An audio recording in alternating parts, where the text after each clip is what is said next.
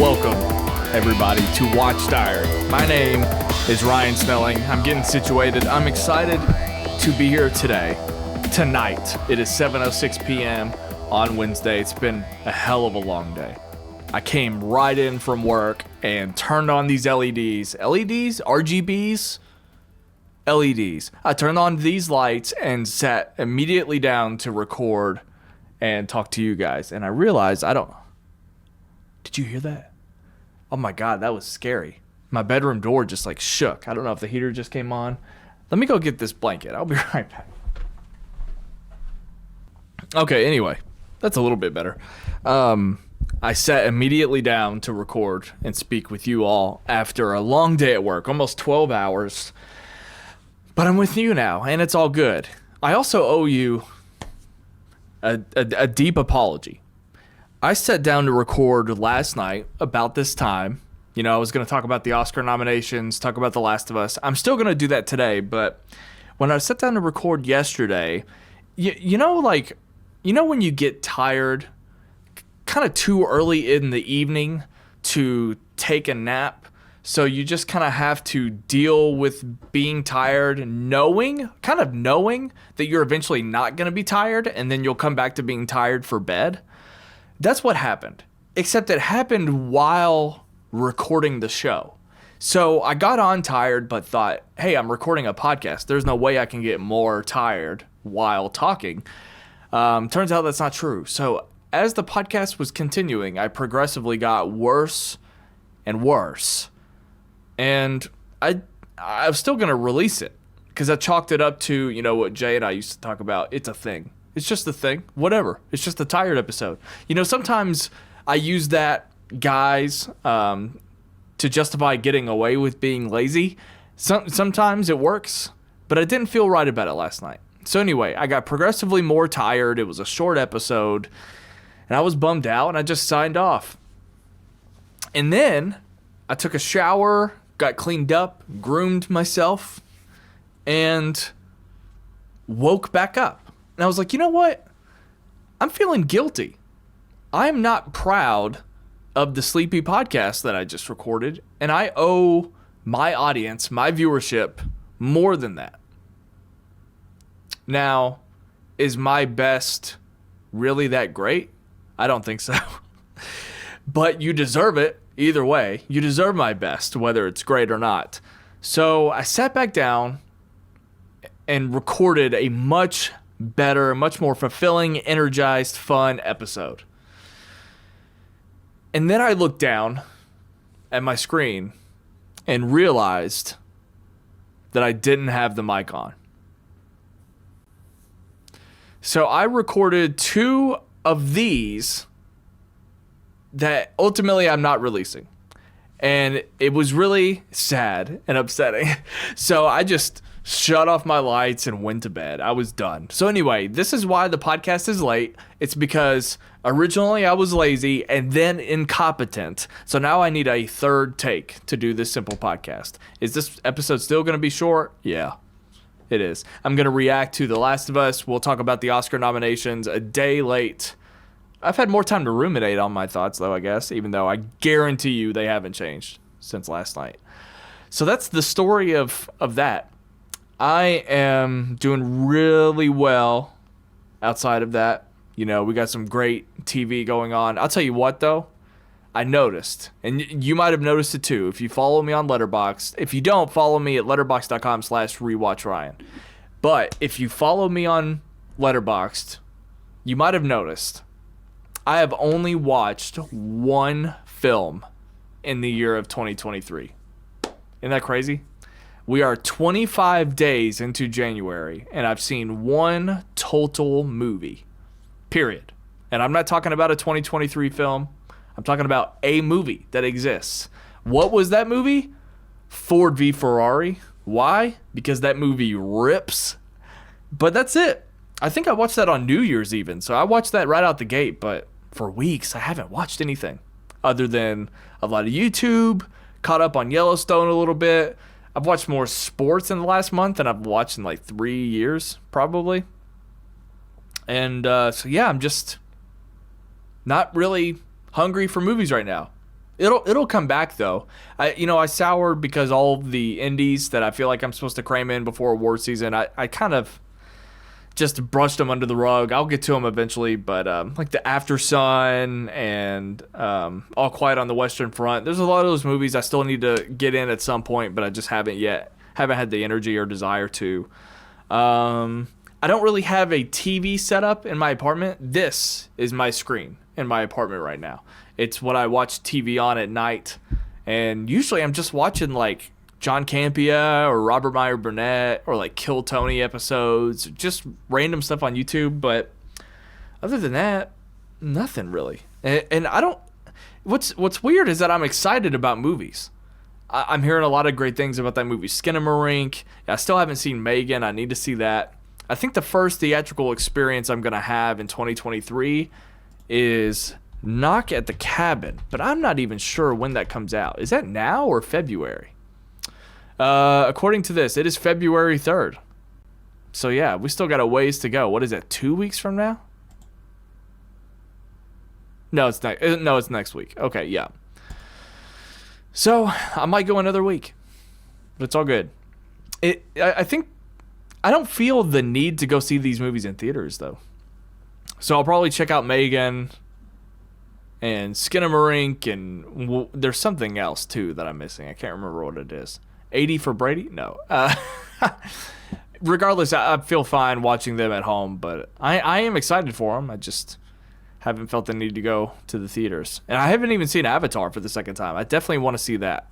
So maybe I'll get somebody to go with me. But anyway, Ford v Ferrari is the only movie Ryan Selling has watched in 2023 so far. I am slacking big time. But, as far as my setup and everything goes, like I said, I don't have a TV or like a sound. I don't have my entertainment center yet. My PS5 is right beside me, but I haven't even really played that on this setup. So I need to dedicate time and a space to watch films, and I just don't have it yet. But it's coming along. If you follow me on Instagram, I think I posted it on Instagram, what the new podcast studio is looking like. Right now, there's not a whole lot. I've got a curtain and a curtain rod that I need to hang up. But other than that, it's just a big old shag rug. Now, did I think that was going to pad the sound in it? For sure. Did it make a difference? Not really. So, but I've got 2 more recliners in there. So I've got a rug, I've got recliners, I've got some soundproofing coming in that I'm praying to God works. I've got a curtain that'll help too. I'm going to get a new desk, which costs some money, but I'm going to make a new desk and hopefully get that thing up by spring. And I'm really excited about it. It's going to be legit. I'm going to have my setup similar to this at my desk.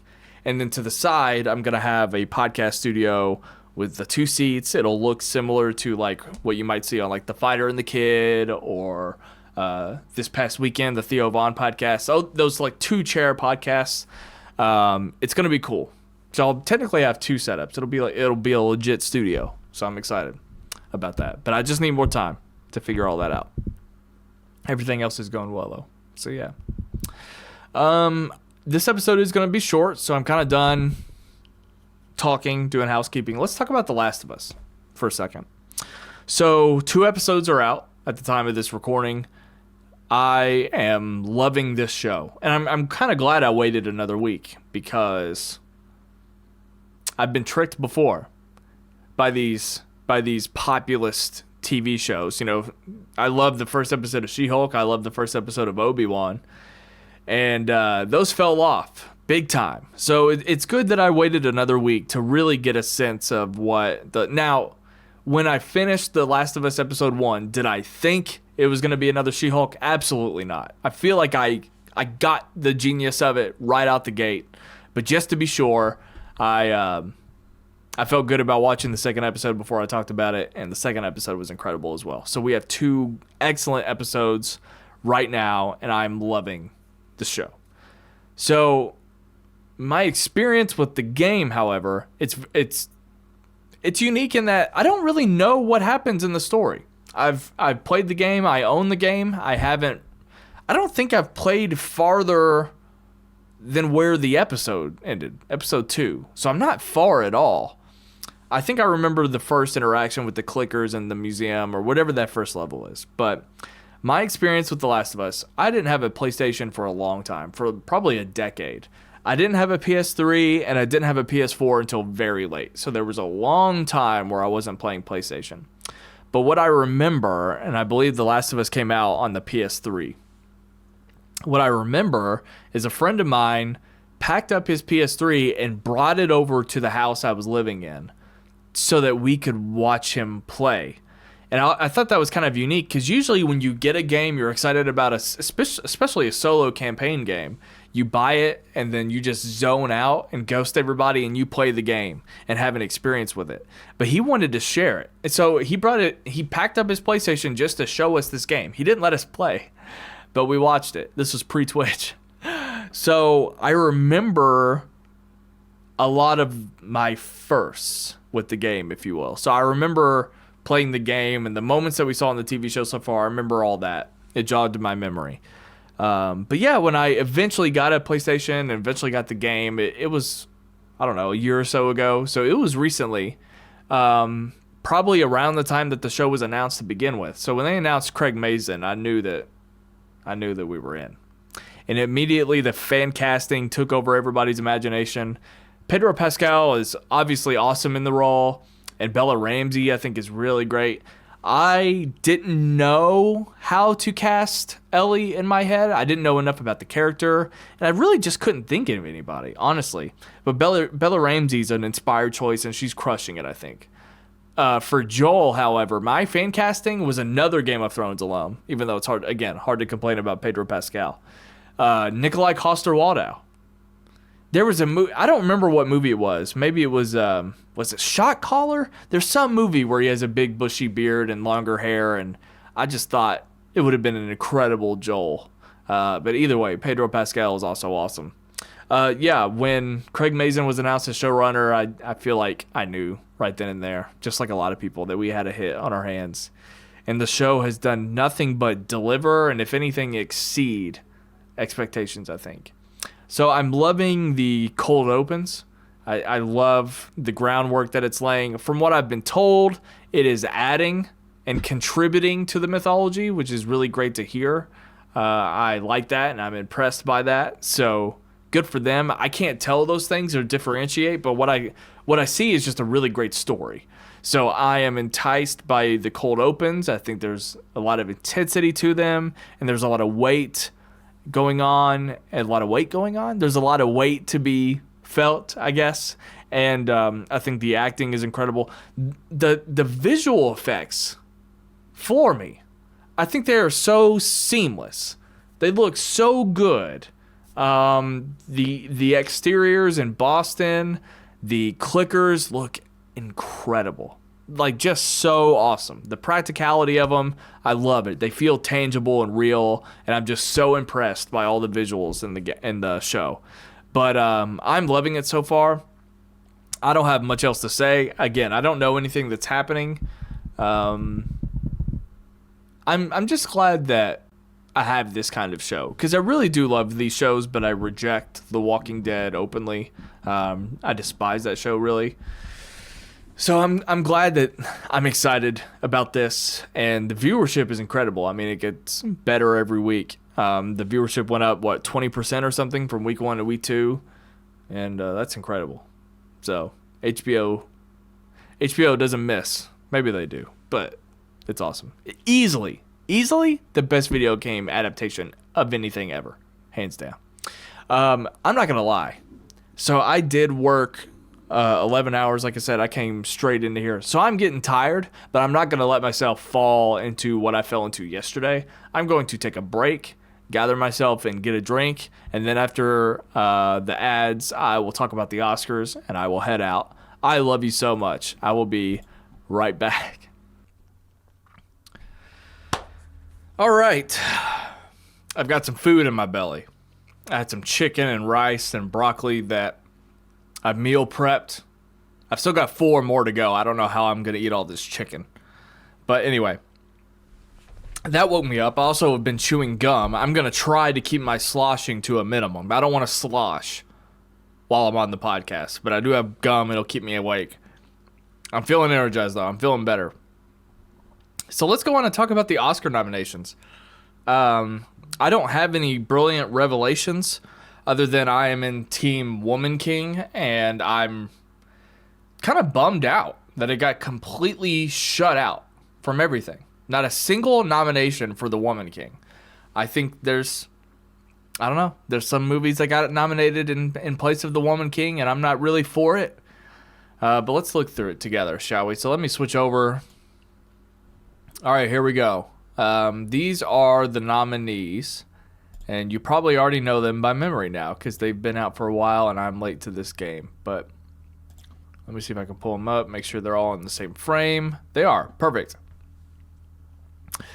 So let's talk about the actors in a leading role, leading actors, shall we? Oh, you know what else I want to do?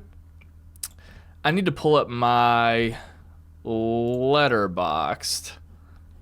I hope I don't have anything. No, I don't. Okay, let me pull up my Letterboxd just so I can make sure that I am looking at all of my movies. Are they on the screen? Okay. So, leading actor. We have Austin Butler for Elvis. We have Colin Farrell for The Banshees of Inisherin. We have Brendan Fraser for The Whale, Paul Mescal for Aftersun, and Bill Nighy for Living. All right, I hope I can do in each category who I think will win versus who I want to win. My knowledge might not allow me to do that. And plus, these things are just impossible, right? Like, I go into these not taking them seriously. People act like they fucking know. They don't know. They don't. So, that's all we're doing here is having fun. No big deal. Who do I think will win? I think it's Brendan Fraser's. I really do. The amount of momentum that he's had ever since the Golden Globes, even though he didn't win the Golden Globe, right? There's just been a lot of love for Brendan Fraser. A lot of love. People have been enjoying seeing him win. I think everybody else in Hollywood has enjoyed seeing him win. I have still not seen The Whale at this point in time, so I cannot speak to the actual performance other than I hear it's dynamite. If anything, I hear that the movie's maybe not as good as some people are saying. Some people really like it. Some people say it's not as good as others make it out to be. So it's one of those.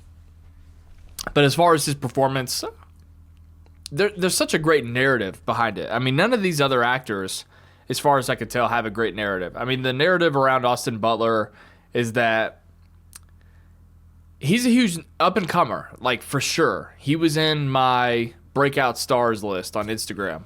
But the movie's not up to snuff, and the only narrative is really that we're all just still wondering why his voice is like that. I think Brendan Fraser is... I think he's a lock, actually. Who do I want to win? Colin Farrell and Banshees. I can't speak to Paul Mescal and Aftersun, but congrats to him for getting nominated. Bill Nighy, I haven't seen Living. Honestly, I don't know if I've even heard of it. If I did, it's because I saw it nominated at another award show, and I really don't know what it is. So I'm going to say Brendan Fraser's a lock, but I want Colin Farrell. Actor in a supporting role, Brendan Gleeson in Banshees, Brian Tyree Henry in Causeway. I have not seen it.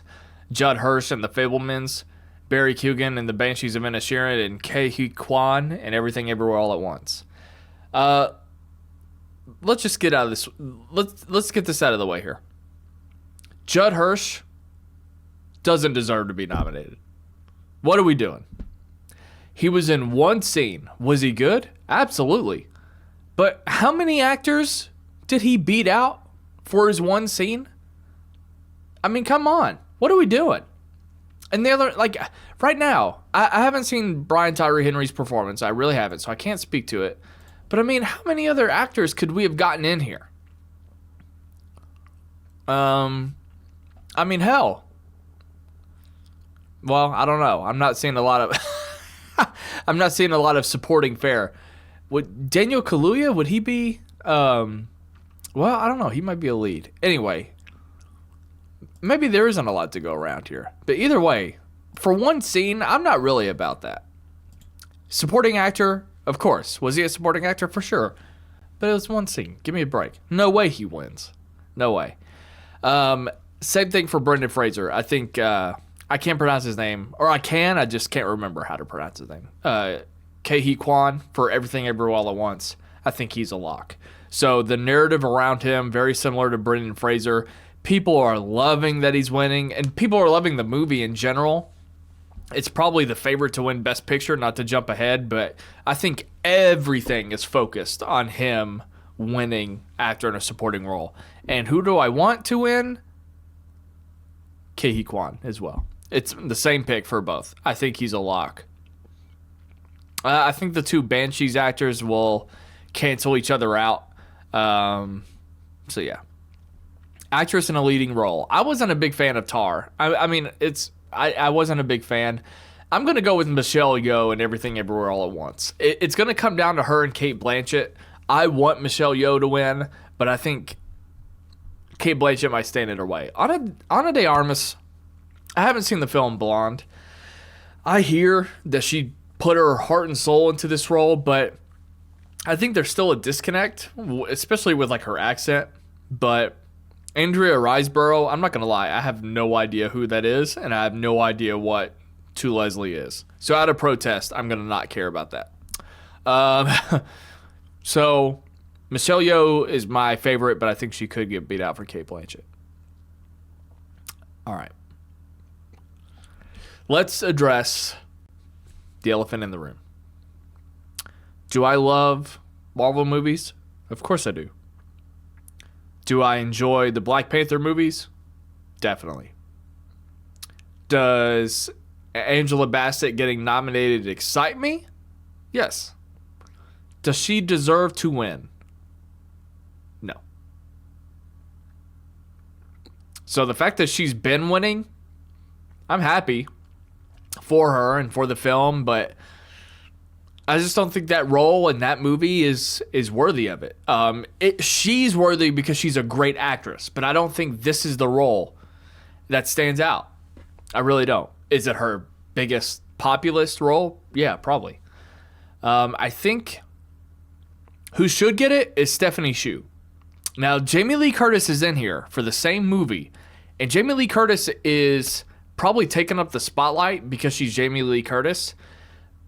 Smaller role. Stephanie Hsu was a breakout star. I think Stephanie Hsu should win this. I really, really do. Now, will Angela Bassett win and probably beat her out? Yeah. Does Stephanie Hsu actually stand a chance against Jamie Lee Curtis? Probably not. But I think Stephanie Hsu is most deserving.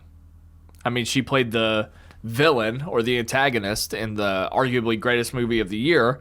Breakout star. I just think she deserves it more.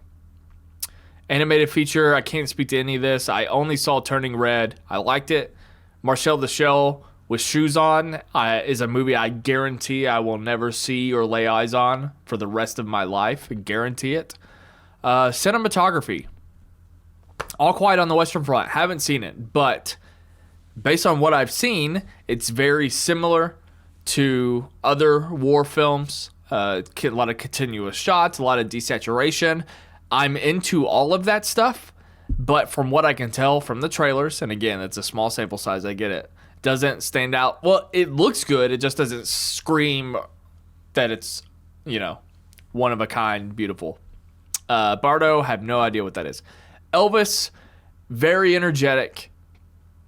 Tar and Empire of Light, I really don't.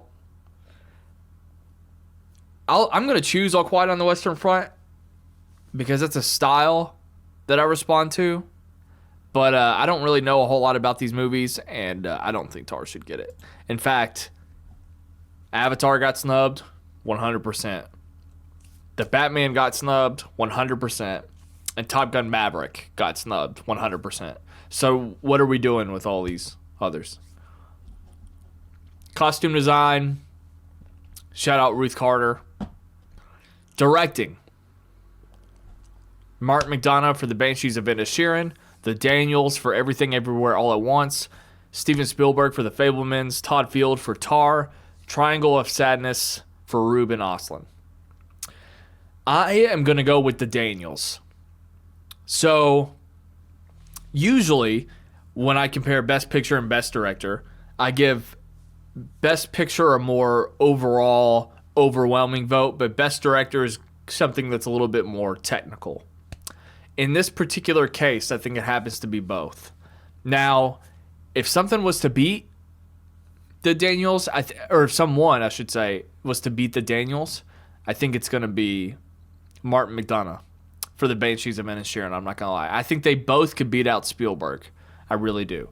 I have not seen Triangle of Sadness, so I cannot speak to that. But I think the Daniels are going to take it. People are too excited about all that. Editing, I don't really have a international feature film. RRR should have gotten nominated. I mean, come on. It's just so obviously deserving. I mean, give me a break.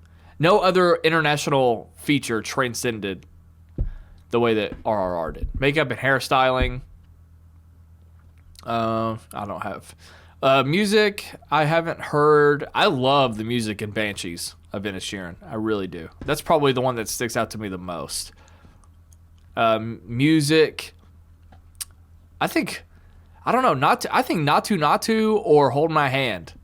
I don't recognize This Is a Life from Everything Everywhere All at Once. Lift Me Up, the Rihanna song. It's a mood. I like it. I just don't think it's like an incredible song. All right, the big daddy here. How incredible is it that Top Gun Maverick got nominated? Whoops. It's incredible. I didn't know it would happen, but it did. All Quiet on the Western Front doesn't stand a chance. Avatar: The Way of Water doesn't stand a chance. Banshees of Inisherin could possibly be the best picture. Elvis doesn't stand a chance. Everything Everywhere All at Once, I think is going to win. The Fabelmans doesn't stand a chance. Tar, no. Top Gun Maverick, I love you. It's my favorite movie of the year. It does not deserve Best Picture. Triangle of Sadness and Women Talking. I have not seen either of those films. I think it's Everything Everywhere All at Once. Hands down. And I'd be happy if it won. Production design. It's got... I don't know. Is it Avatar? Yeah, they had to produce the entire movie physically to turn it digitally. So they produced the movie twice. Is that how that works? I don't know. J.J. Abrams, didn't he have a short film or somewhere? I could have sworn I saw that J.J. Abrams had something going on that was unsuspecting. Sound, it's got to be Top Gun Maverick. Sound, it's got to be Top Gun Maverick. It's incredible. Visual effects, I don't ever really know where they lean on this. I don't know if they vote or they choose to not nominate, but they pick somebody because of the sheer amount of visual effects or the quality or the seamlessness of the visual effects. Because when we're talking seamlessness, you're going to give it to Top Gun Maverick or the Batman. Or maybe Quiet on the Western Front. I haven't seen it. But if you're talking about the sheer amount and then what you're able to do with that, it'd be something like Avatar. So I don't really know. Black Panther does not deserve it. Writing, I think Glass Onion wins writing adapted screenplay. Top Gun Maverick does not deserve that. Original screenplay, you got to go Banshees, right? You got to go Banshees. And that is my rundown. That's how I feel about that. I'm sure as it gets closer and we have more awards going on, I will do some sort of a preview and make all those decisions over again. That'll be fun. But yeah, until then, I'm just going to be watching The Last of Us and maybe checking out, what was that movie? I already forgot what it was. You know, another movie I want to see, but I'm fine waiting for it to come on at home is Plane. I really want to see Plane. So yeah, I'm just going to be chilling until next week when I watch Knock at the Cabin. I'll probably do some content for that too. Maybe I'll revisit some Shyamalan in the meantime. Definitely not Glass. Movie's terrible. Maybe I'll finally watch some of the movies I've been missing. Like, let's see, Lady in the Water, I haven't seen. The Visit, I haven't seen. I haven't seen Old. So maybe I need to do some never before seen episodes. And maybe I'll do a complete ranking of Shyamalan. But anyway, guys, that's it for me. Follow me on Twitter, Instagram, @RewatchRyan. Letterboxd, @RewatchRyan. Right up here in the corner, you can see a QR code. You can get a 30-day free trial of Audible on me. You can also go to moviepalette.com. Pick out a movie palette. If you don't know what they are, they're really cool. It's a canvas of it's a movie on a canvas, but it's more tasteful. It's more decorative. It takes each frame in a movie, elongates it, stretches it out, almost looks like a barcode, and it goes frame by frame from beginning to end. It's a nice wall piece. Mine is downstairs. I'm going to put it up in the new podcast room eventually, but you can get 15% off. So if you go to moviepalette.com and you like what you see, I can get you 15% off at checkout. Just use the promo code REWATCH15. REWATCH15. Get 15% off of Movie Palette on me. It's a great way. Excellent way, actually. The best way to support the show. I think I'm waiting for them to pay me. I don't think I'm gonna promote them anymore until I get paid, because they still haven't paid me. They're a month behind. But I'll go on and throw that out there. But yeah, that's been really good to me. So I appreciate it. I'll see you on the next one.